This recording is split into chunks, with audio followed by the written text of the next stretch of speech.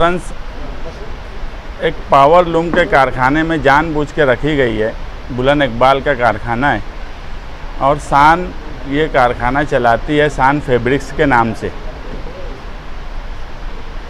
आज शहर में बुनकर जो परेशान है, बुनकर की परेशानी एक बुनकर नुमाइंदा ही समझ सकता है, ये बताना हमारा मकसद है।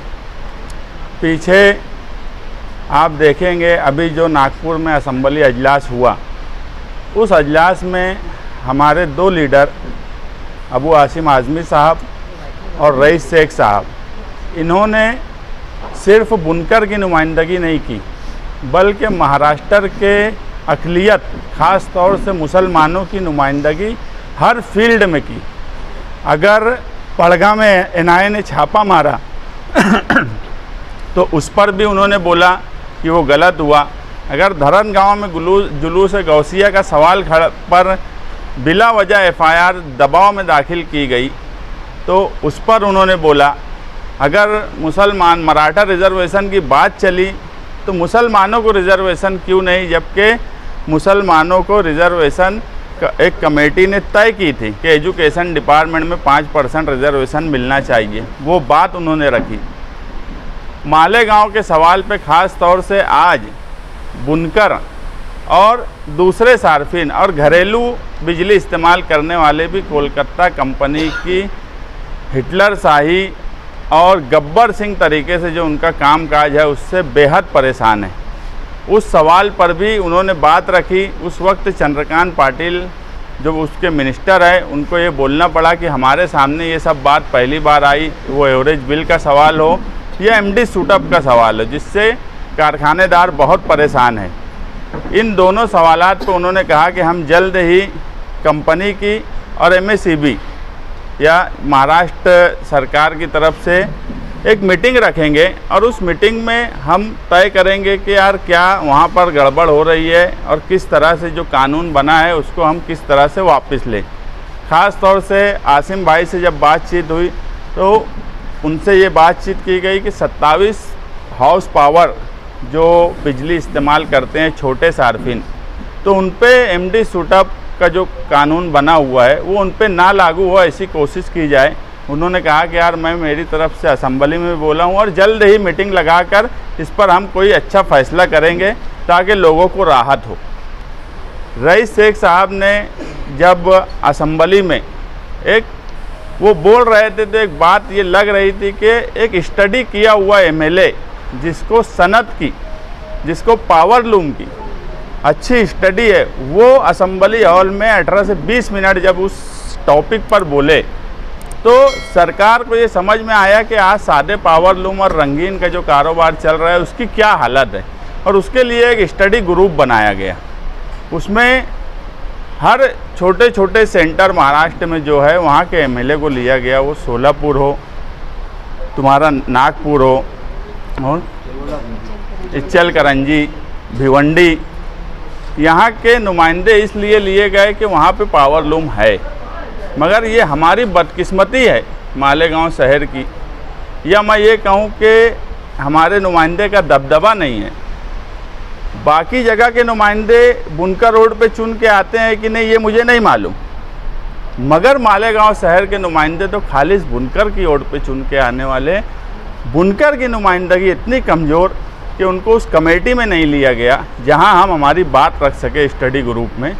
इसलिए हमने ये तय किया कि रईस शेख साहब जो हैं वो उस कमेटी को बनाने में और उस कमेटी के रुकन होने की हैसियत से, और प्रताप उगाड़े साहब जो समाजवादी के कारगुजार सदर बने हैं महाराष्ट्र के, उन दोनों को 3 जनवरी को मालेगांव शहर में हम बुलाएंगे और स्टडी ग्रुप के बाकी जो अरकान हैं उनको भी रईस शेख साहब बोला है कि मैं उनको भी लेके आने की कोशिश करूंगा, और वो मालेगांव शहर के पावर लूम कारखाने का दौरा करेंगे, सनतकारों से भी मिलेंगे और रात में बुनकर लॉन्च में 8 बजे से 10 बजे तक एक प्रोग्राम रखा गया है जहां पर बुनकर अपने मसाइल बयान करें। और बिजली का जो ये मसला है जिस पर बुनकर आज सबसे ज़्यादा परेशान है, हमारे जाहिद नदवी मौलाना जो है ये रोज़ आना 7 से 9 समाजवादी ऑफिस आगरा रोड पर बैठते हैं। हमको समझ रहा है कि बुनकर और जो बिजली सार्फिन है उनके क्या मसले हैं। तो हम वो सारी बातें उनके सामने रखेंगे और ये दोनों जगह यानी पावर का जो सप्लाई का निज़ाम है उसमें क्या बुनकरों को और बिजली सार्फिन को सहूलत हो सकती वो कोशिश करवाएंगे। और जो स्टडी ग्रुप बना है जो सनत के मसाइल हैं सादे पावर लूम के, क्योंकि आज मुस्तकबिल जो है वो बहरहाल सादे पावर लूम का बराबर नहीं दिखता। उस पर मालेगांव शहर में प्राइवेट कंपनी का आ जाना ये कहीं ना कहीं उन पर और सितम हो गया और पूरा शहर ये बात जानता है कि पावर लूम के बगैर हमारा शहर चल नहीं सकता। हमारी इंडस्ट्री जो है वो पावर लूम है। पावर लूम चलता है तो मेरा घर चलता है, आपका घर चलता है। ऐसे कारोबार के लिए हमने पावर लूम परिषद बोलकर 3 जनवरी को एक प्रोग्राम बड़ा वहाँ रखा है अंसार जमात खाने में, और शहरियान से और ख़ास तौर से पावर लूम से मुंसलिक लोगों से हम गुजारिश करेंगे कि वो उस मीटिंग में आएँ और अपनी बात वहाँ रखें ताकि स्टडी ग्रुप में हम हमारे शहर की नुमाइंदगी कर सके। नुमाइंदगी नहीं होने के बाद भी हम रईस शेख साहब का शुक्रिया अदा करते हैं कि उन्होंने हमारी गुजारिश पर मालेगांव शहर आने के लिए तैयार हुए और मालेगांव शहर की नुमाइंदगी वो सनत के ताल्लुक़ से करेंगे। और भिवंडी के तो वो एमएलए हैं, इच्चल करंजी के हमारे प्रताप उगाड़े हैं। तो कहीं ना कहीं आज समाजवादी पार्टी में जो एमएलए हैं और जो लोग हैं वो इस फील्ड के माहिर लोग हैं।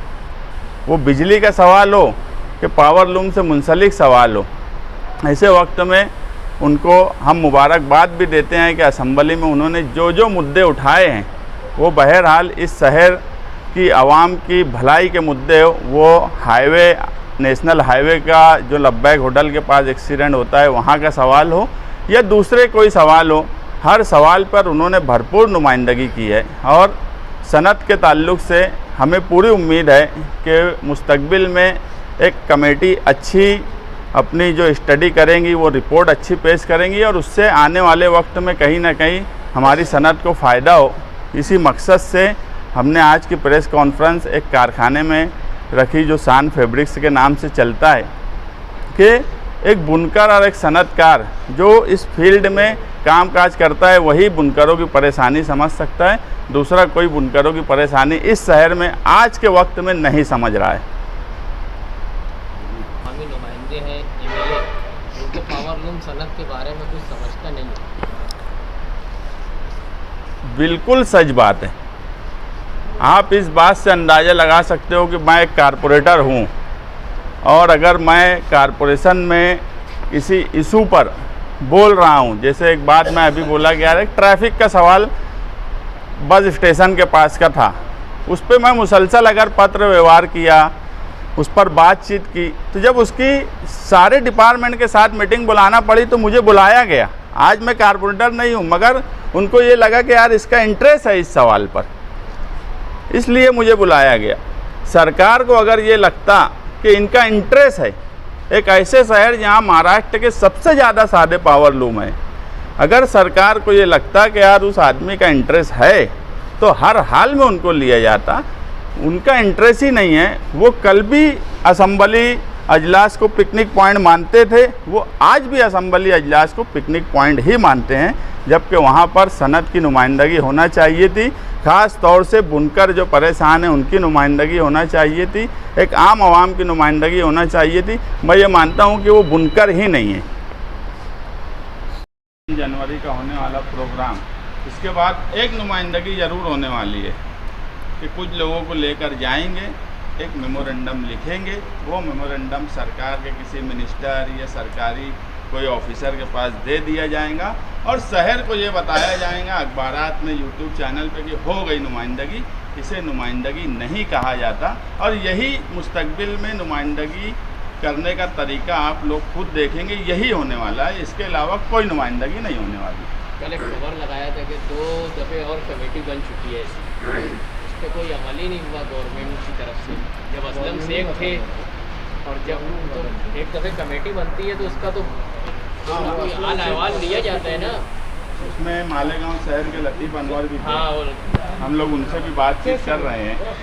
लतीफ़ अनवर से भी हम लोग मिलेंगे और भी उसमें मुंसलिक जो लोग हैं मैं एक बात बोला कि इससे पहले कौन लोग थे मुझे बहुत जानकारी नहीं है, लेकिन आज एक ऐसा आदमी उसके अंदर है, भिवंडी के एमएलए रईस शेख, जो स्टूडियस पर्सन है, जो इस फील्ड में माहिर लगते हैं बातचीत से ही।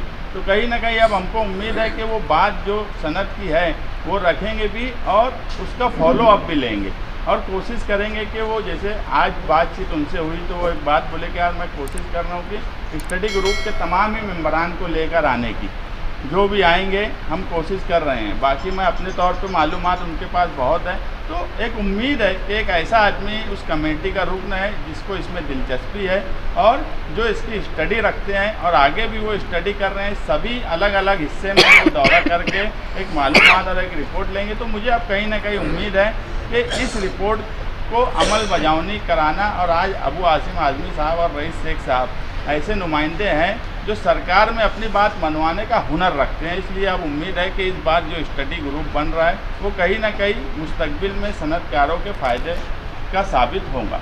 कमेटी के जो सदर साहब है वो भी आएंगे क्या? उनको भी हम खुद जाके, यानी वो रईस शेख साहब बोले मैं खुद भी उनसे बात करूंगा, और हम लोग भी, हमारे आउटर के एमएलए है और इसके सदर हैं स्टडी ग्रुप के, तो हम लोग उनसे भी मिलेंगे, उनको भी बोलेंगे। अब उनकी कितनी दिलचस्पी है कितनी नहीं, अगर वो सिर्फ मेमोरेंडम लेंगे, हो सकता है कोई नुमाइंदा जाए या कोई जाए उनको एक मेमोरेंडम दे दे कि भैया ये सदर है, ये लो मेमोरेंडम। वो मेमोरेंडम तो मैं भी दे सकता, तुम भी दे सकते, दूसरे लोग भी जाके दे सकते। नुमाइंदे का मतलब ये है कि मेमोरेंडम देना, अपनी बात पहुंचाना। जब वो स्टडी ग्रुप की मीटिंग होंगी उस वक्त तो वहाँ पर अपनी बात रख के मनवा लेना, ये होता है जो नुमाइंदा है उसका हक, ये होता है उसका फ़र्ज़, ये होता है ना ये कि एक मेमोरेंडम दे देना और मैं जो बोल रहा हूँ वो तुम लिख लो, अखबार में भी लिख दो कि हर हाल में एक मेमोरेंडम दिया जाएगा मुस्तकबिल में कारखाने और सनतकारों के ताल्लुक़ से। इसके अलावा कोई नुमाइंदगी नहीं होने वाली।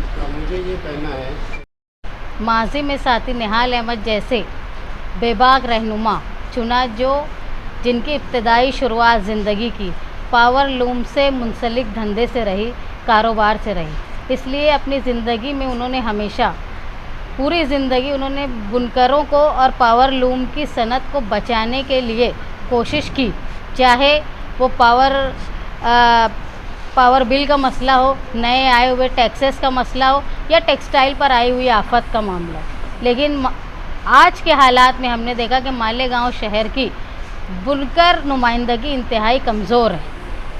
इतनी कमज़ोर है कि मालेगांव शहर जो महाराष्ट्र का सबसे ज़्यादा पावर लूम चलता है, सबसे ज़्यादा सेमी पावर लूम, जो सेमी ऑटो पावर लूम है, मालेगांव शहर में चलता है।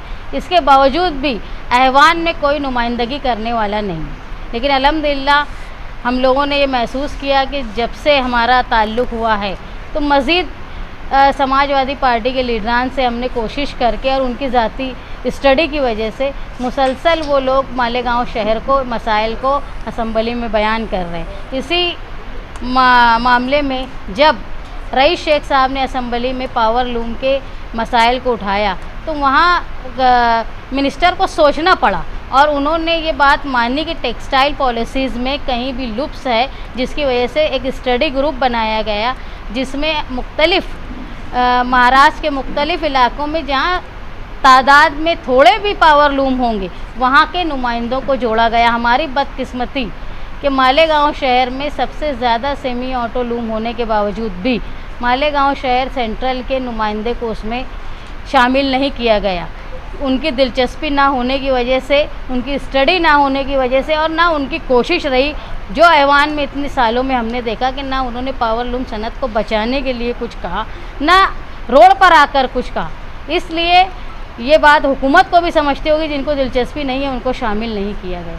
लेकिन रईस शेख साहब को इस बात में दिलचस्पी है, इंटरेस्ट है, और प्रताप उगाड़े साहब को पावर कनेक्शन, बिजली के ताल्लुक़ से मालूमात है, इसलिए हमने उनको मदऊ किया है मालेगांव में 3 जनवरी बरोज़ बुध के दिन बुनकर लॉन्च में 8 बजे से लेकर 10 बजे तक पावर लूम परिषद के नाम से, जहां बुनकर आकर अपने मसाइल को और पावर सार्फिन आकर अपने मसाइल को बताएंगे और एक जो स्टडी ग्रुप बना है उनको 30 दिन का मोहलत मिली है गवर्नमेंट से कि 30 दिन में वो अपनी रिपोर्ट जो है वो गवर्नमेंट में सबमिट करे। इसलिए हमने मालेगांव शहर में बुलवाया कि सबसे बड़ी तादाद में यहाँ पावर लूम से मुंसलिक लोग हैं और वो अपने जज्बात, अपने ख़याल और अपने सुझाव वो रईस शेख साहब को देंगे ताकि वो जो अहवाल बनाएंगे उसमें मालेगांव की अहम मुश्किलात को भी शामिल करें।